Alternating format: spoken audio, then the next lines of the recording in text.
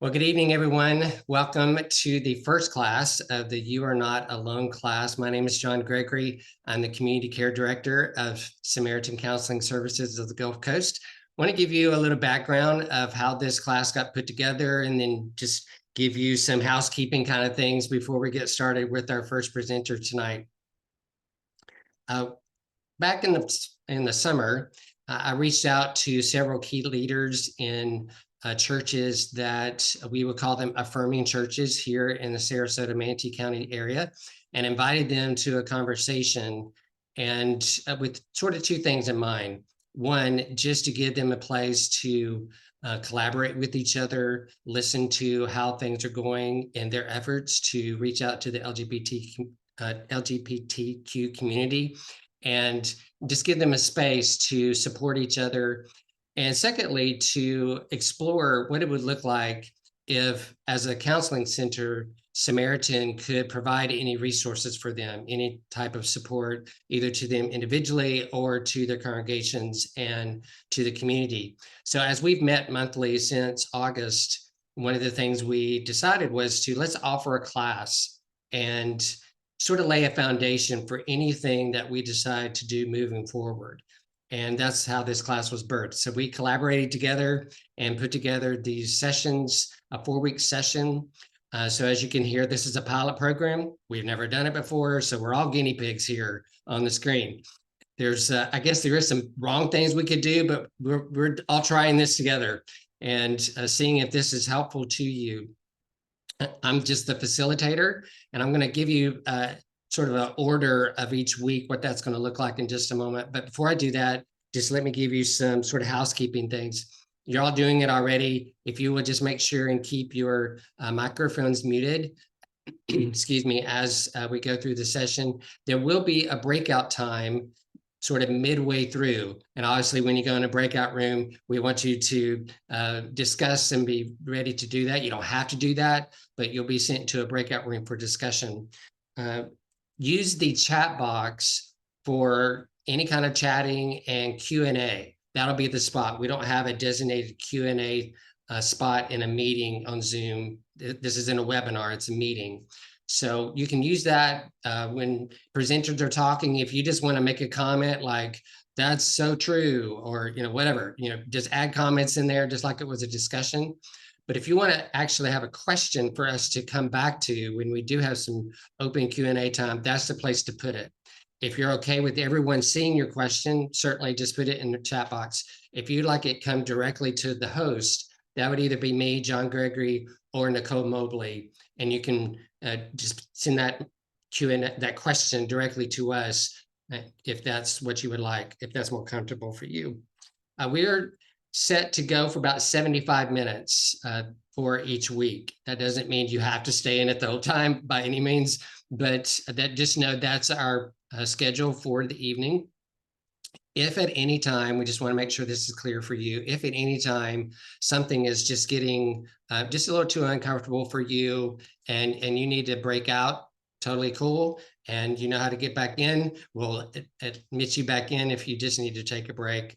Totally understand that. I'm just excited that we have, at the moment, 29 participants. This is awesome for night one.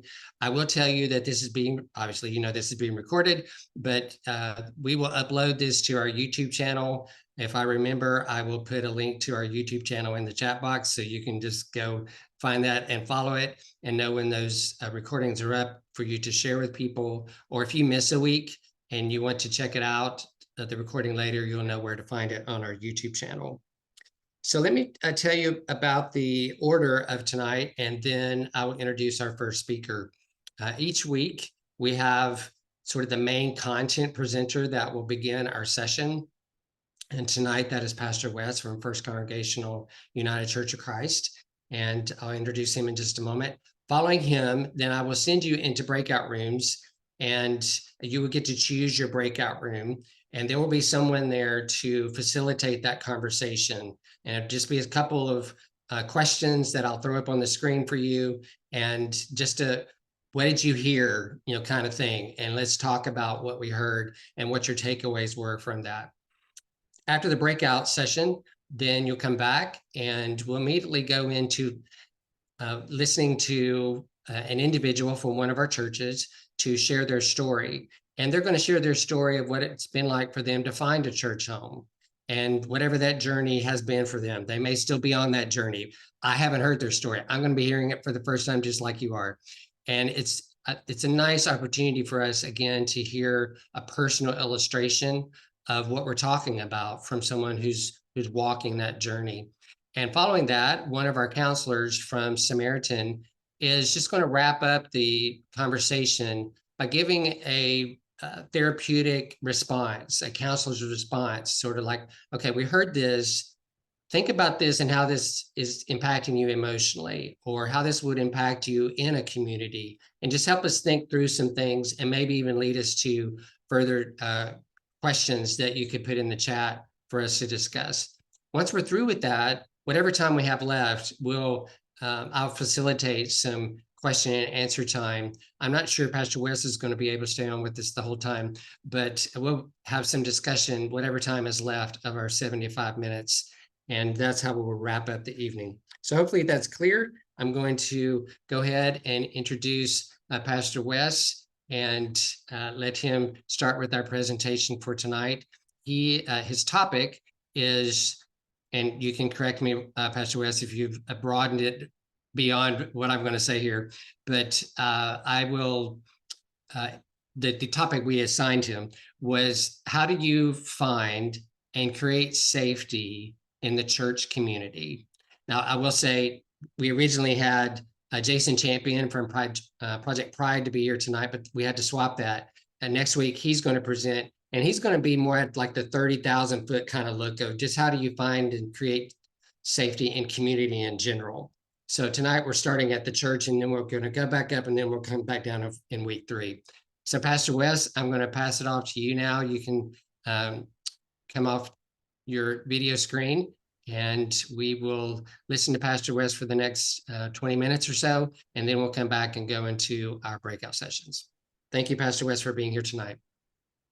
Thank you, John, and welcome everyone. Delighted to be with you all, and delighted that Good Samaritan is hosting these 4 weeks, and hopefully it'll be a good chance for folks to find that safe space and to be together, to ask questions, to learn and grow with each other. And hopefully it doesn't end when we turn the calendar in March. Hopefully this begins something in our whole community.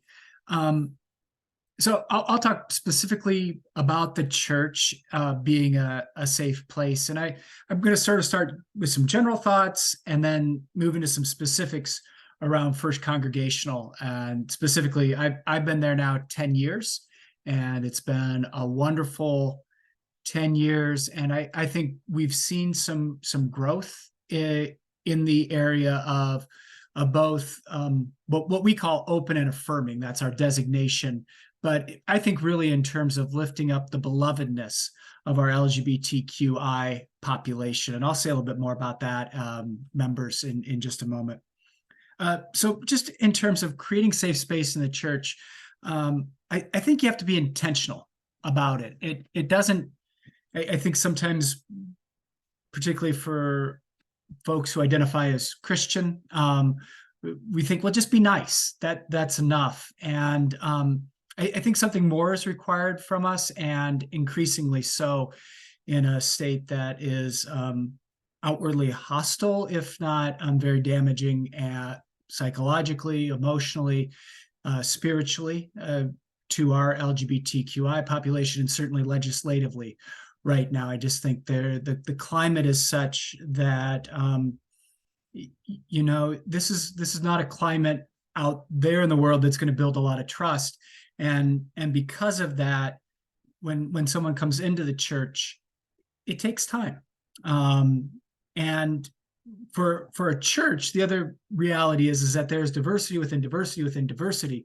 As a congregation, we try to say that we'll offer a warm welcome to people, and we've come to realize that what's warm to one person is over the top to another, lukewarm to another, and feels frigid to still another. And so you're constantly trying to, I think, meet people where they are, get to know them for who they are, and just continually affirm that sense that, as John said, we're all on a journey, and we're trying to find companions with whom we can grow in our fullest sense of self.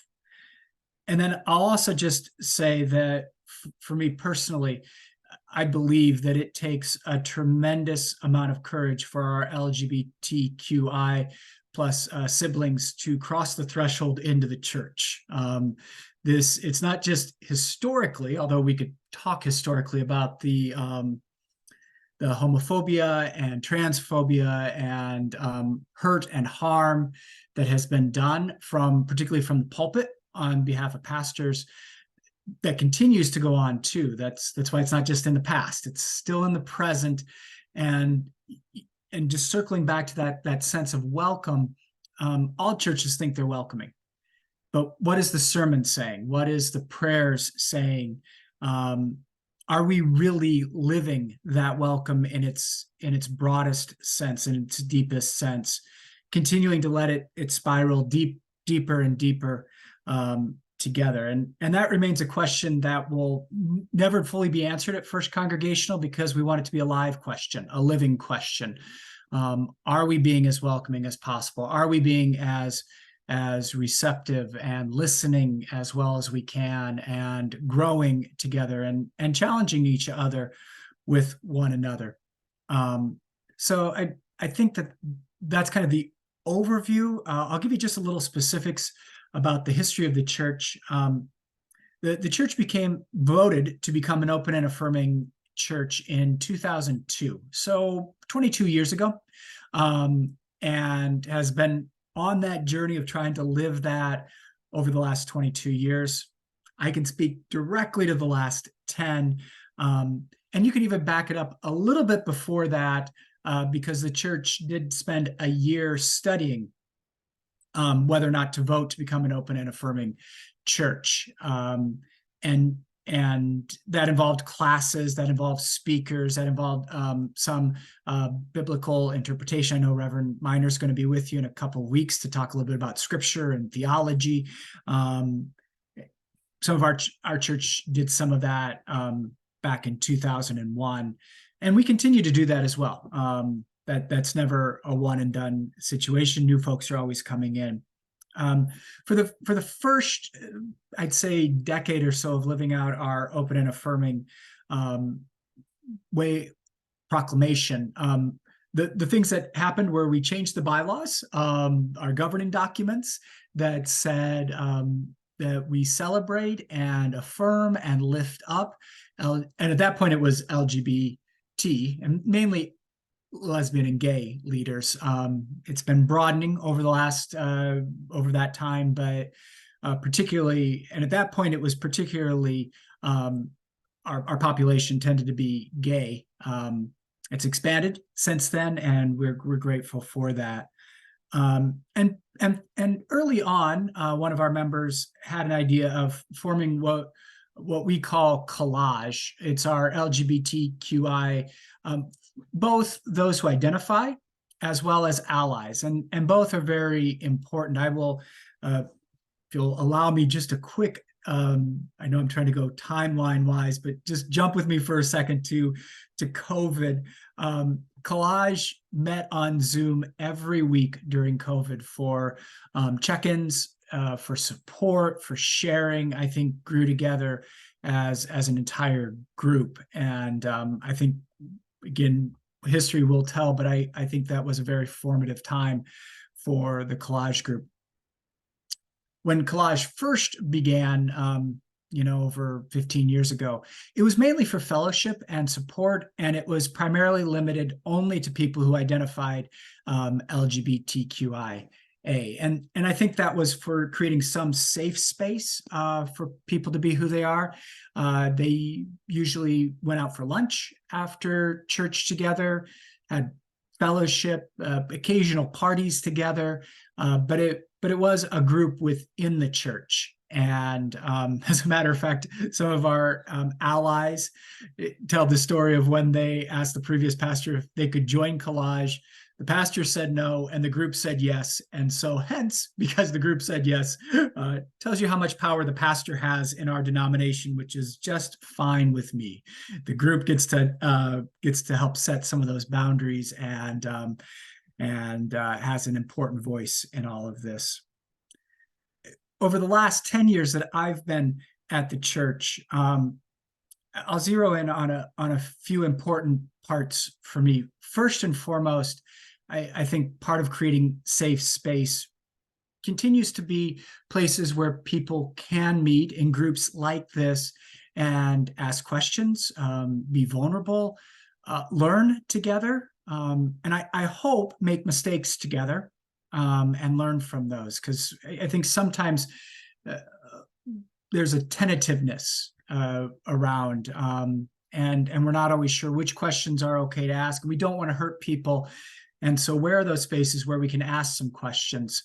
For example, this coming Sunday, our collage group is sponsoring Gina Duncan from the Equality Florida, who is the trans action speaker. And she's going to come at noon and share with the congregation. Anyone else in the community wants to come, welcome to come to our fellowship hall a little bit after noon. I think they're starting at 12:30. Even if you can't make it till 12:40, but it's a chance, again, that safe space to learn, to ask questions. Again, we know our transgender brothers and siblings are going through just a horrendous time right now, and laws are being targeted, and just it's an awful time. And how can we create space for folks to share that, and also to ask some questions? Because, you know, for a number of our members, this wasn't an experience people grew up with always, or wasn't in their awareness, I'll say. So in addition to having time, a safe spaces to ask questions, to have dialogue, it's also important for people to share stories. We've done some testimonies in the church, including one, I want to say 6 years ago. One of our long-term members shared a little bit about her journey of coming out, but more than that, also just shared her human journey. And I think that people were able to connect in a beautiful way, and gave that individual a standing ovation at the end of that testimony, which was just, again, a visible witness to, you know, it's one thing to put the words open and affirming out there. It's one thing to put a flag out. It's another thing, I think, to live it and to show it. And we have opportunities to do that all the time. The other thing that's some other things that are important to us is leadership. We want to make sure that our leadership is reflective of our diversity. And that means making sure that folks who do identify LGBTQIA are part of worship on a regular basis, not just in Pride Month, but ongoing. Make sure that there's places at the table for voices to be heard and listened to. And what's interesting about our church now, 22 years of living into this, Pauline's on the call, and Pauline represents on our governing board the collage voice. But the beautiful part is that there are other people, one who comes from the staffing, who comes and wears his staffing hat every council meeting. And so he's kind of wearing two hats at once, which is a wonderful complexity of who we are as people. But being intentional about that, making sure that as we look over our list of leadership, that folks that we're trying to make sure we're lifting up all voices and providing space for that. What's become hugely important for us recently, especially a little bit before COVID, but I think in the last few years, has been participation in Pride events. And you said Jason will be with you next week. What Project Pride does for Senior Pride, or the one that was just a few months ago in the Rosemary District, having a booth there that as people are walking, around reminds them that the church is meeting folks where they are, and that's important too, that we don't just wait for people to cross our threshold. We need to go out and meet folks where they are. And I, at least I will say, I mean, I'm not there every single hour of Pride, but the hours that I do stand there at the booth, people are very curious about the church and want to know more and want to hear about what opportunities there might be. And more than anything, I want folks to know that we see every individual as a beloved child of God. I talked a little bit about Pride Month. Certainly June is an important month, and we've expanded that over the last few years. And particularly, we've been both honoring Trans Remembrance Day, which is in November, and Trans Visibility Day as well. And those, I think, are important witnesses to the wider world in times that we're living in right now. I'll share one recent development, which was really exciting. I told you that when we voted to become an open and affirming church, we changed the bylaws, which I'll be honest, not a lot of people read the bylaws, nor do they remember them. We've got a handful of people who are really concerned about them, and everybody else, kind of, all right, they're there. And we wanted something more visible. And actually, it all kind of came about. Our church had been working hard to create a creation justice covenant. Our call as human beings to live in the web of life that is all around us, that reflects God's creativity and wonder. That had gotten passed right in 2020, yeah. And then right after that, some of you may remember George Floyd was murdered. And so we worked hard to come up with a racial justice covenant. And that got our members, our collage team, thinking about a covenant for our open and affirming stance. So it wouldn't just be that. And for us, I think that was an important shift, because a covenant is not just language, although if you want, you can go to the SarasotaUCC.org and read the 3 covenants. They're there. But really, the covenant is a commitment on the part of the members and before God to live this. And our covenant, I think, continues to guide us and ground us as a church. And I suspect that, like all good pieces of human creation, that those words are, they're going to need to be examined in a few years, or because things are constantly changing. And as I've said, I think we try to find ourselves in that place of both being safe and caring and loving, affirming that our LGBTQIA siblings are beloved of God. Genesis 1 and 2 are vital for us, as well as acknowledging that that's not happening out in life a lot, especially in our state and in our community. And how can we not only create an isolated bubble? Okay, well, if you need a safe place, just come here and we'll protect you. But also then, I think, moving out, being visible out in the community, which is why Pride events, which is why participating in a class like this is so important for our congregation. And for me, is to make sure that we're not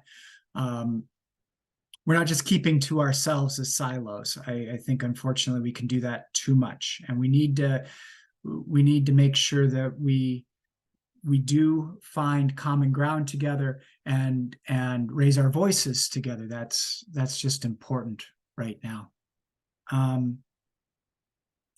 I think I covered everything about kind of creating a safe place. It's I guess I'll just end by saying it is hard, holy work. Maybe I could reverse that. It's holy hard work, whichever way you want to say it. But it's the work I feel very much so called to as the pastor of the church.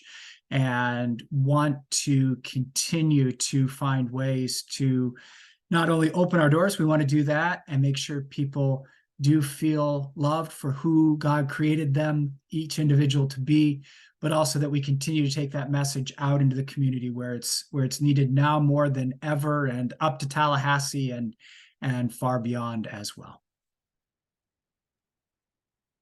Thank you, Pastor Wes. I have a question that'll get us started. I just want to give us a couple minutes before I'd send everybody into breakout rooms, and I wasn't sure if you're able to stay the whole time, Pastor Wes. So, yeah, I am able to stay the whole time. Okay.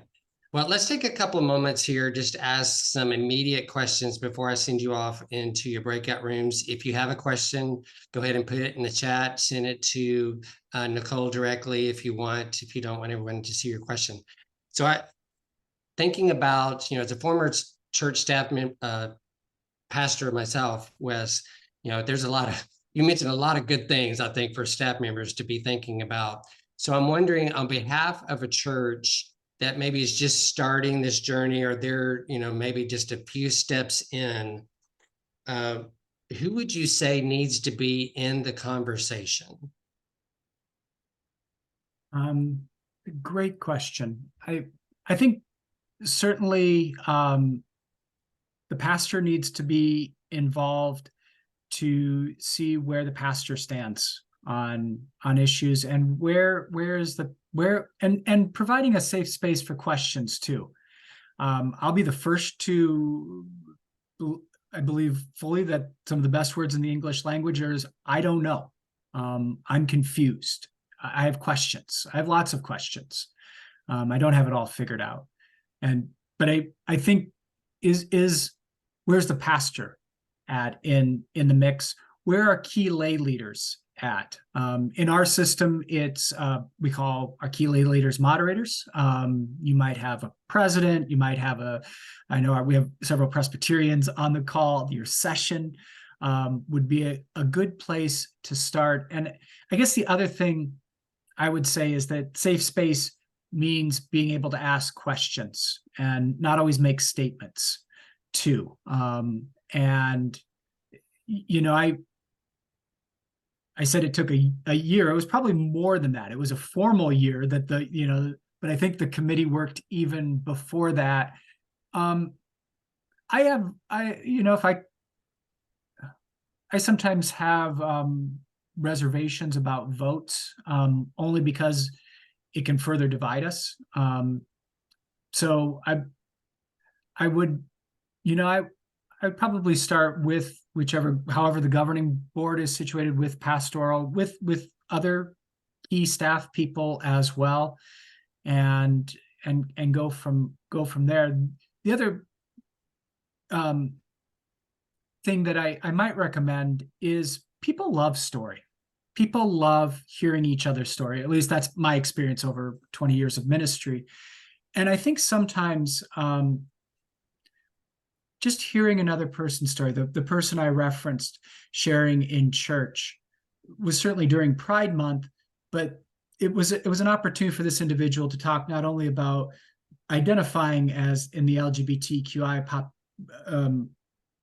but also going to seminary and what that was like, as well as a career as a professional, some of which was lived in the closet and some was not, and what it means now to be at a church where can be fully authentically who God created her to be. So again, I guess the other thing I'll say is, there was a wonderful church member one time who said, persistence and patience. And I think it's a constant dance.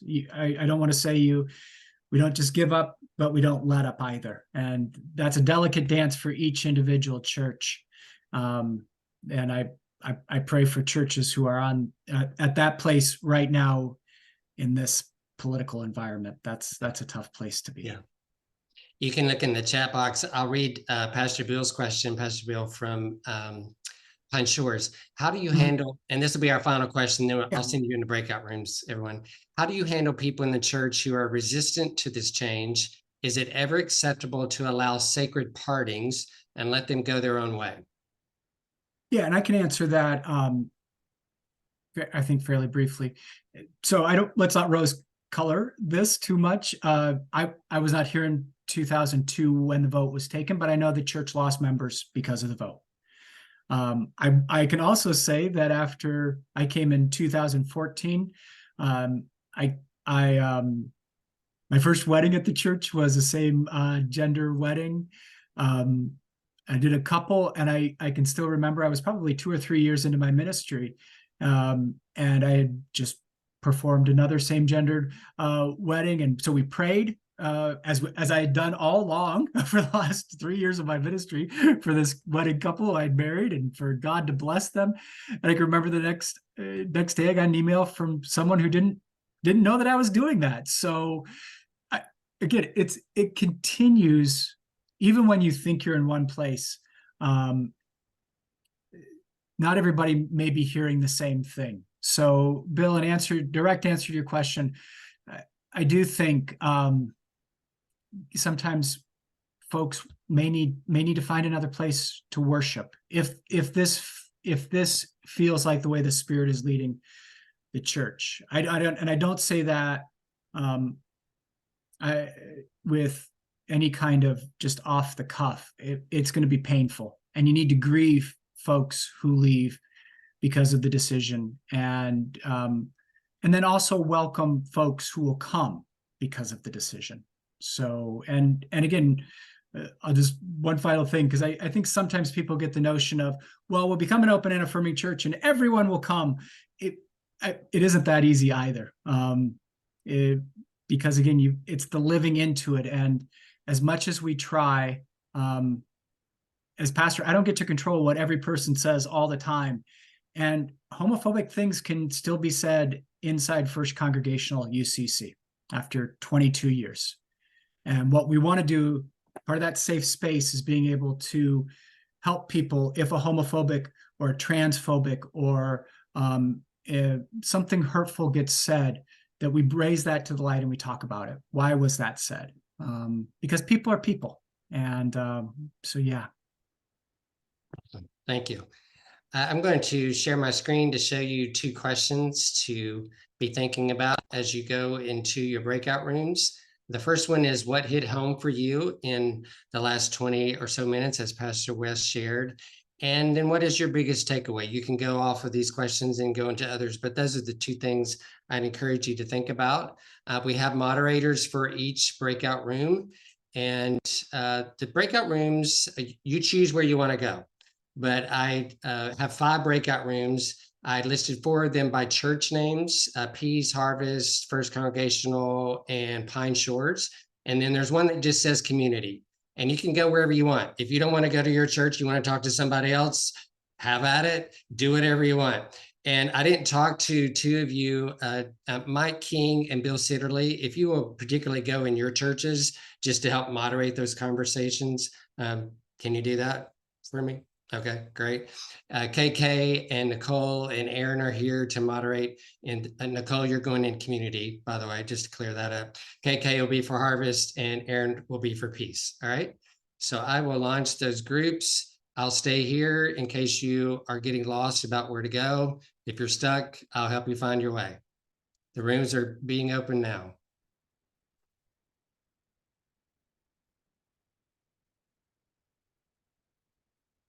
You can just find the menu and select the room you want to go in, and you'll magically appear in that room.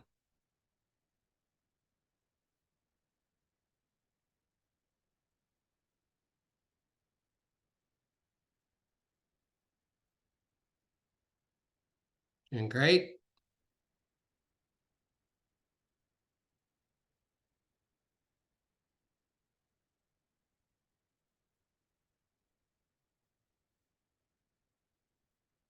Anybody having problems they want me to help them with? I can assign you if you would like me to just assign you. Don, where would you like to go? Or does it matter? Okay. Here we go. I'll just start assigning everyone who's still here. How about that? Hopefully I get you to the right place.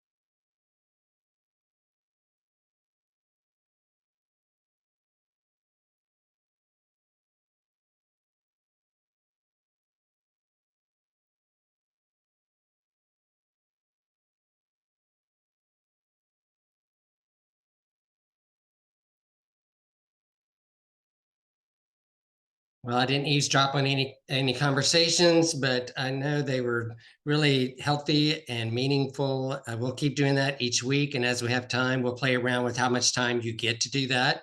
But I wanted to go ahead and move forward in our program this evening and let our guest share his story. There, I see you back on the screen. Luke is a member at Peace Pres.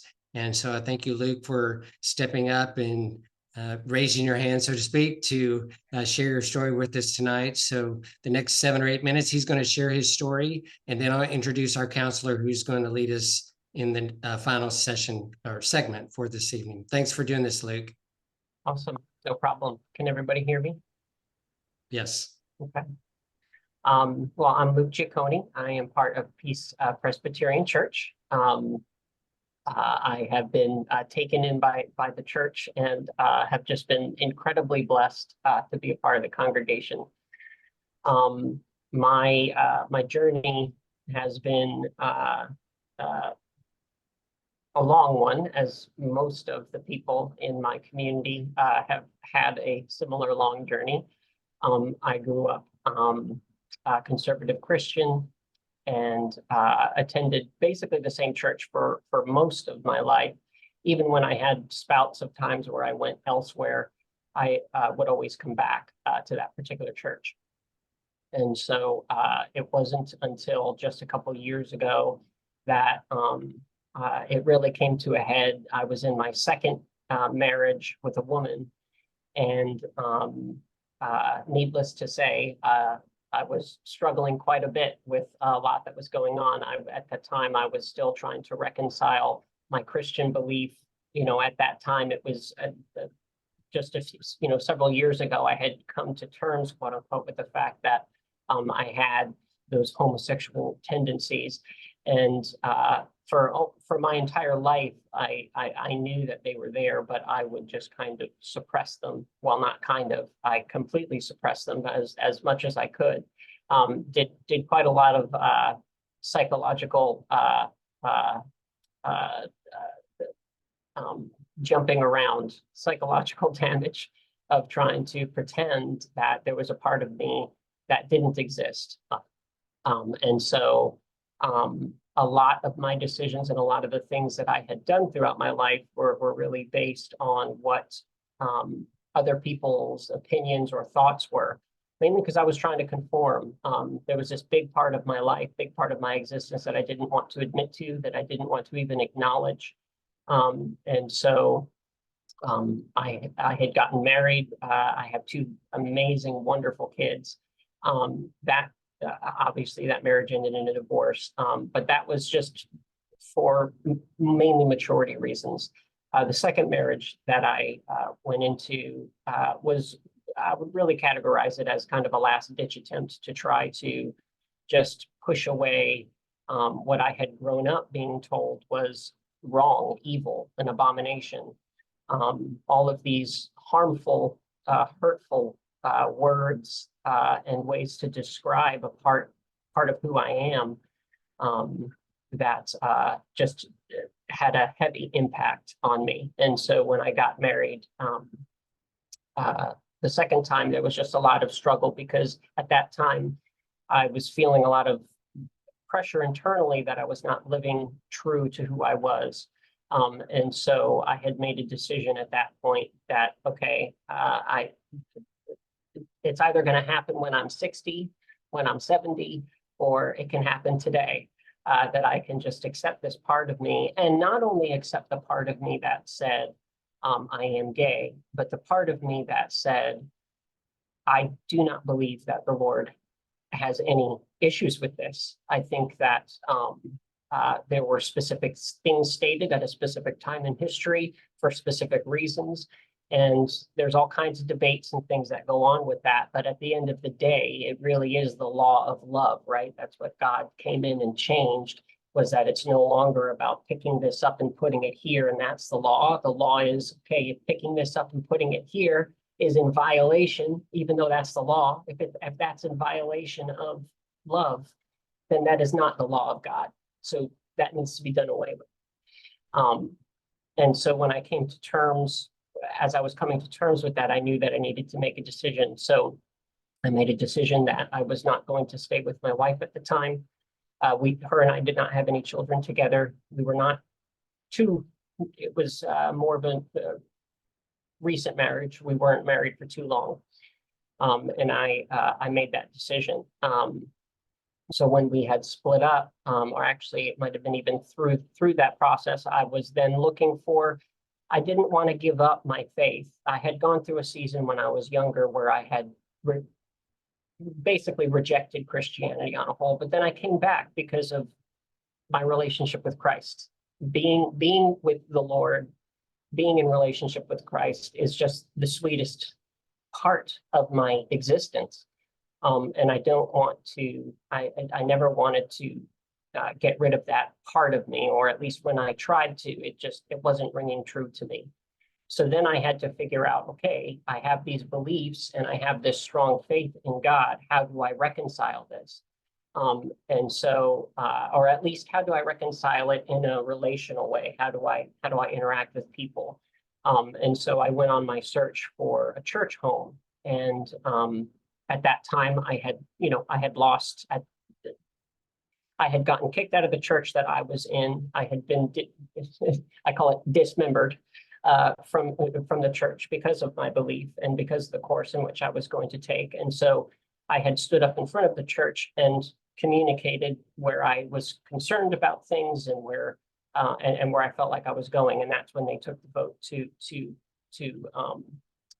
dismember me from the church. And so that was rough, but there was a lot of strength that came with it too, because at that time I was very confident that, okay, this is what what I am doing is exactly what I believe is true and right. I'm not doing this based off of anything else anybody else is saying to me. It's truly what I believe.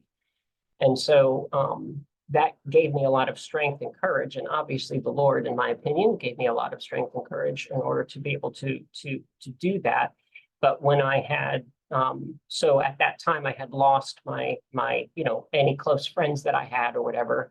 I can still talk to them. It's not like they would not speak with me, but you can only go so deep when you can't talk about a particular topic that's like a huge part of who you are and part of how you even walk out your faith.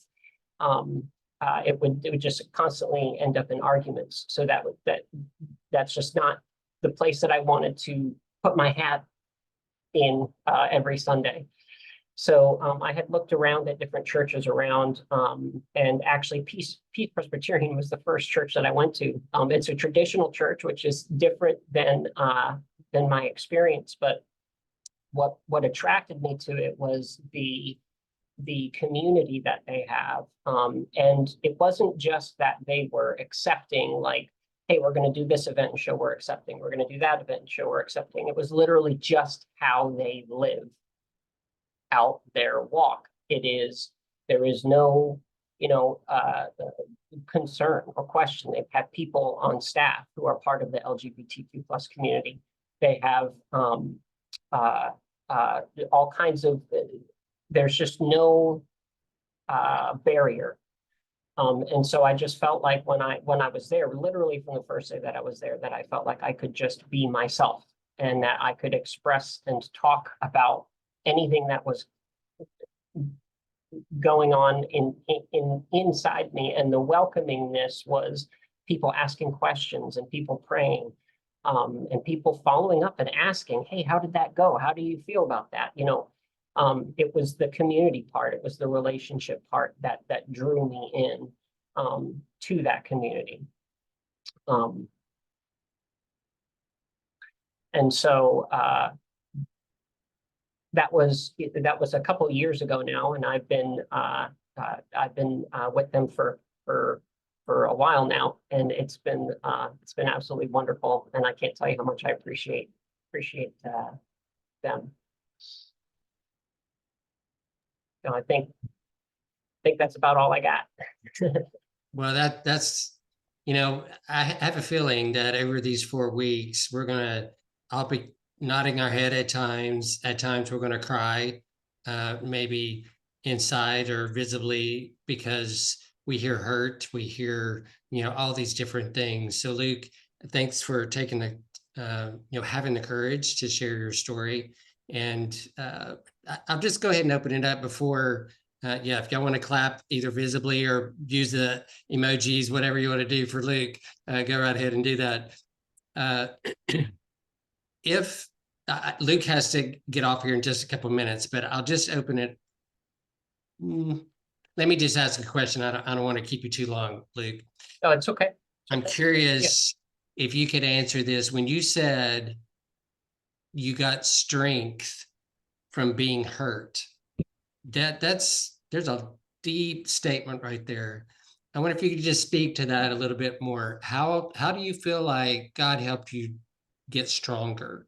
Sure. So, I mean, at the basic level, there's the idea, but it's very true, in all aspects.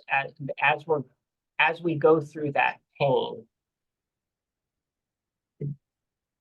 it forces us. It forced me to have to look internally, which I would say is also up externally, because I had nothing left. I didn't have any other, all of the support system that was around me that I had been leaning on for so long, to even give me cues on how to act in certain ways, wasn't there anymore.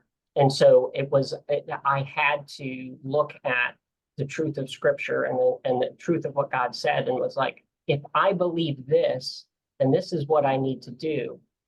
And I think through that, it's like anything else, like working out, building up muscle. You're tearing it down, but you're tearing it down with the purpose of when it grows back, it's going to be even bigger. It's going to be even, more refined.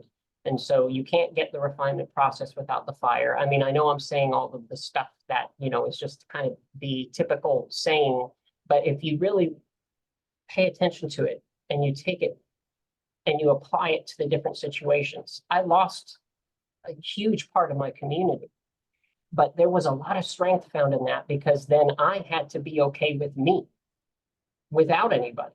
I had to be okay with me. And that was a key, huge difference, whether I'm gay or not. That was a huge thing that propelled me forward. Was at the end of the day, I have to accept who I am, and having everything else reject that put me in that position to have to do that. So I hope that kind of answers. Oh, most definitely. Thanks. That's a great answer. Luke, you leave when you need to. I know you said you had to leave ahead of time, but I want to go ahead and invite in Richard Van Treese. And again, if you have questions that you'd like us to address after Richard's done sharing, we will do all the time we have left with any questions or dialogues anyone would like to have to Richard or Pastor Wes. Richard is one of our counselors at Samaritan, and he's just going to give his thoughts, maybe ask us some questions to think about on our own. But Richard, I'll pass it off to you to give our counselor response this evening. Thank you very much, John. I took some notes, and they're very meaningful notes based on what Wes said and Luke said. Luke, is Luke still? Yeah, Luke, I felt like you almost gave us a sermon. It was so powerfully low key. And I know when something is powerful, low key, there's a lot of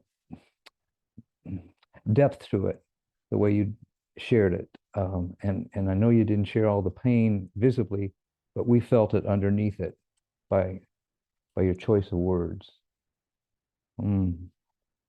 Samaritan Counseling Services, I'm speaking on behalf of myself as one of the counselors, not on behalf of the center. But what I say is congruent with what the center is about, or the services we offer. I thought Wes picked a perfect word to introduce the whole topic of intentionality or deliberateness, a desire and an intention to create safety is what counselors do. It's what I do. It's so fundamental, so basic. We can't do counseling without safety. And how do we create safety? we do exactly what Wes said. We meet people where they are at. No judgment, acceptance, affirming of who the person is. No ifs, ands, or buts. It's unqualified. And if our stuff personally gets in the way, then we go get ourselves a counselor or we get into consultation so that we can keep our side of the street clean and open when we're working with somebody whose views we may not agree with, whether it's spiritually or gender or political or racial. We take seriously meeting people where we're at, which includes ourselves. When you use the word open and welcoming church, I feel that safety is really all about being able to say to a person, welcome home. And that's what I heard happen to Luke when he went to peace. He got welcomed home. That's what counselors do. We create a place of safety where there's a welcoming, unlike perhaps a home you got raised up in. Who said it? If you don't like the home you got, go adopt one, create one. Okay.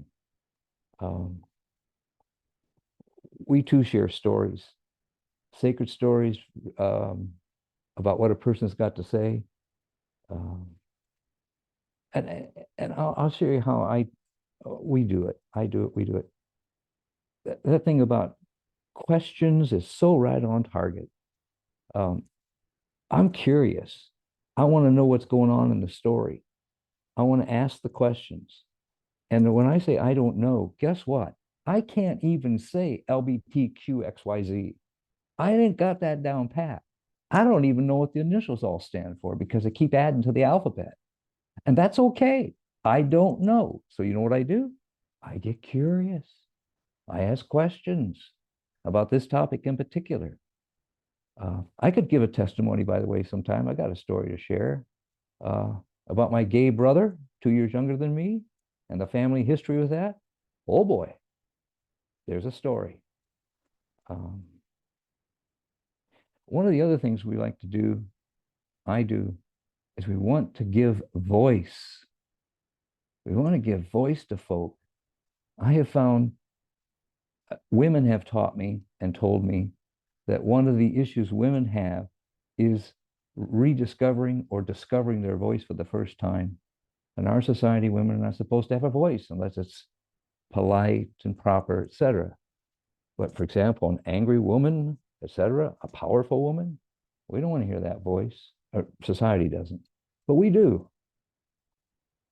And so to hear other voices like Luke's, marginalized folk, we're especially sensitive to that.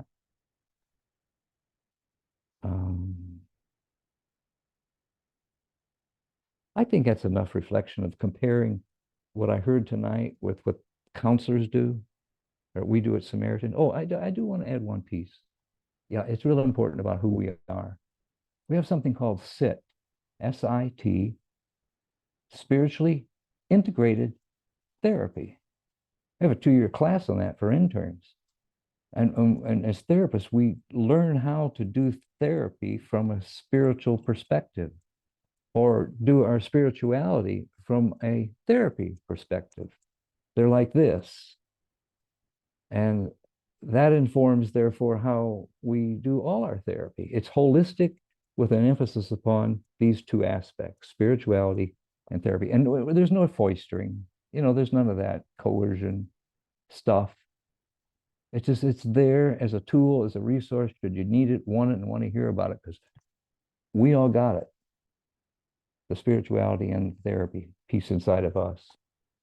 Okay, lest I turn into a former clergy who would be prone to turn this into a sermon, I will not. Well, thank you, Richard. Thank you. Before I ask a couple of questions, just want to remind everybody, you could put questions in the chat. Nicole, I want to check in. Has anyone sent you a question directly? No? Okay. I have one for Pastor Wes, and if you have one as we're talking, put it in the chat box. Pastor Wes, I want to point back to when you mentioned about the importance of participating in the community. Mm-hmm. So I know you gave illustrations of that, like during Pride Month, Again, I'll go back to that idea of a church that hasn't done that yet. What are some first steps that leaders in a church can be thinking about, talking about to move toward that type of work? Hmm. It's a great question. I think it doesn't need to start necessarily with the church having a booth or a table. It can start with, Richard, what you were just saying, if there are some folks who are curious and open to just going to the Pride event, walking around, talking to people at the various booths, and particularly for churches, you can either stop by the church event. We love talking to other churches, and we love finding other folks who we can be in collaboration with, and it's an initial start. Again, so would the session, would the leadership be willing to go to I think the next kind of Sarasota focused Pride is Senior Pride, which is in June. I think at the it was at the Senior Friendship Center last year. Hopefully it'll be there again. It's a great event just to come to and to begin to awaken some of that awareness and seeing the diversity of folks. I can only share what was there last June, but there were banks there. There was retirement communities there.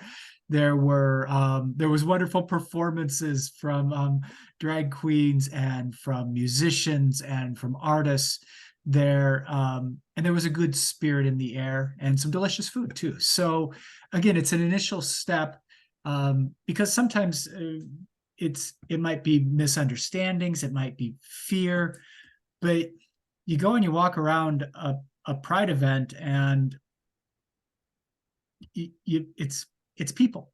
It's people. And so many of them are fascinating, and all of them, as Richard was saying, has a story. And so that might be another initial step. And even if it's only 2 or 3 from the church, it's a start. And maybe next time for the next Pride event, it's 6. And then from there, and then all of a sudden that grows momentum. But again, I do think it's important to get some of the leadership to buy into as much as possible. Thank you. Don't see any questions in the chat, so I'm going to keep asking mine. Richard, back to you. This may sound like a no-brainer, but I don't think it is, so I'm going to ask it. We've heard Luke's story. We've heard different stories of things that have happened in churches. You even mentioned your own story in your own family briefly. At some point, we all have an opportunity to figure out, I might need to see a professional counselor to help me through what I'm walking through. How would you say we come to figure that out? Who's the we, John? The person that's realizing, I'm not surviving well on my own.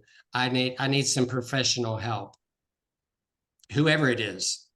How does see, I'm curious right now because I'm feeling real like that was not a no-brainer because my brain doesn't know what. Well, good. Then I assumed the wrong thing. That's good. Well, tell me the question again. Yeah. See if I can get it this time. Well, I'll just follow suit with Luke's story. Let's say somewhere in Luke's story, he was feeling like I'm too alone. I'm too isolated. I don't know how to move. I'm stuck.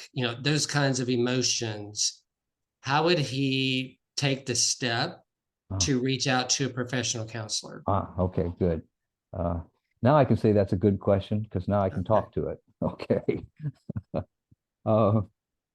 Since so many of the folk here tonight are in a church, going to the pastor is an often place because we work with a lot of churches in the community.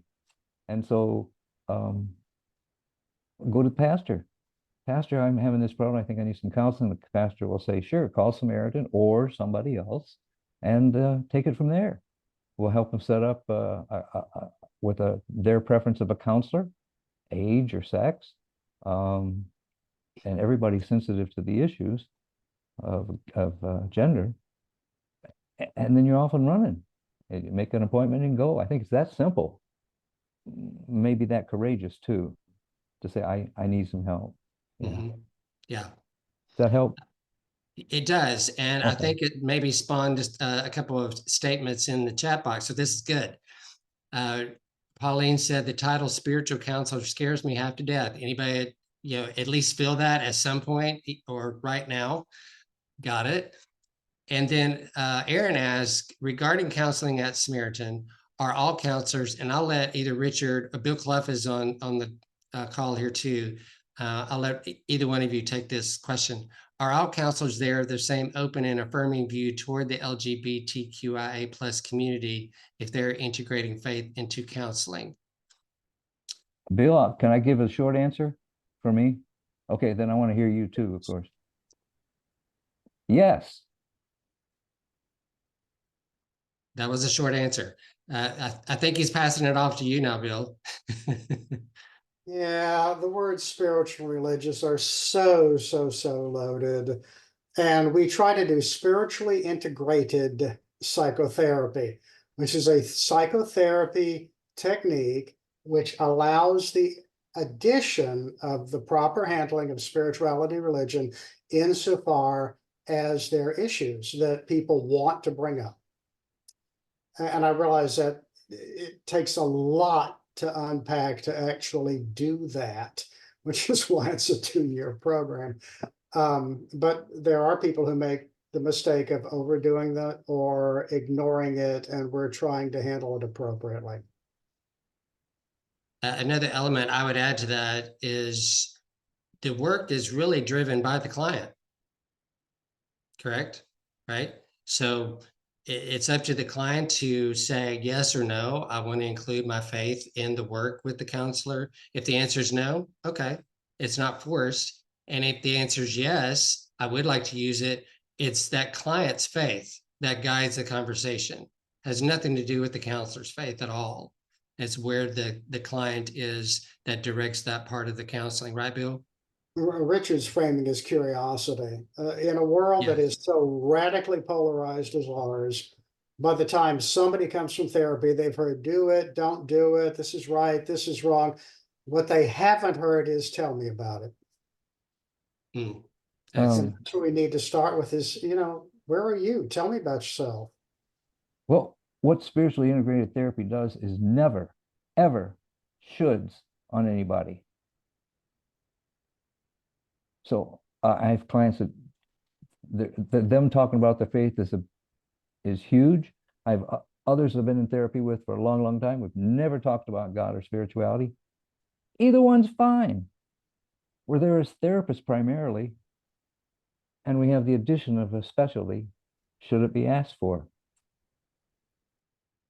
Awesome. Thank you guys for answering that. Thanks, Aaron, for asking that question and for getting them to answer that. I'll go ahead and make some final comments and give you a couple minutes back to your lives tonight. I put in the chat box a link to our YouTube channel. That way you just have that in the future. If you want to go ahead and subscribe to that, then you'll be able to follow these recordings as they're uploaded and share them. And then also, I noticed a couple of names in the chat box that you identified, churches that are new to me as far as names that those churches have not been part of our monthly meetings with leaders. So certainly invite, if you're one of those leaders, or if you want to share that with leaders at your church, to email me. That way I can make sure you get the notifications for those monthly meetings. We won't be having one this month because of our classes. They will resume, that meeting will resume in March. So please email me if you would like to get information about those meetings that we have. There's roughly, I think, 12 or 13 churches currently that receive those invites. And that in itself tells you there's a lot of opportunity for community building as we've already started tonight. So this is a fantastic start to our class. I want to thank all of you for showing up. And with that, I'm going to let you go 3 minutes early. Go have some ice cream, have a Coke, do whatever you need to do. Thanks for coming tonight. We'll see you next week. Bye-bye.